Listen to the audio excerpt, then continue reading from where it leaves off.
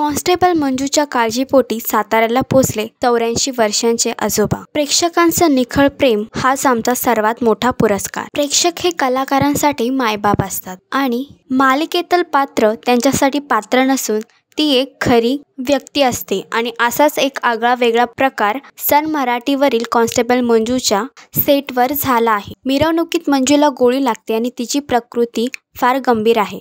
हा एपिसोड बघताच भावूक झालेले 84 वर्षाचे आजोबा थेट साताऱ्यात येऊन पोहोचतात। मंजूचं पात्र साकारणारी अभिनेत्री म्हणजेच मोनिका राठी हिचा हात हातात घेऊन तिच्या तब्येतीची विचारपूस करतात आणि हा क्षण कॉन्स्टेबल मंजू या मालिकेतील सर्व कलाकारांसाठी एक भावनिक क्षण होता। प्रेक्षकांचं निखळ प्रेम हाच सर्वात मोठा पुरस्कार आहे। कॉन्स्टेबल मंजू ही एक मालिका नसून एक कथा बनली आहे असे म्हणून मोनिकाने आपल्या भावना व्यक्त केल्या। तुम्हाला ही मालिका कशी वाटते हे तुम्ही कमेंट करून नक्की सांगा आणि असेच अपडेट बघण्यासाठी तुम्ही आमचं चॅनल टेलीचक्कर रिजनल ह्याला लाईक, शेअर आणि सबस्क्राईब करा।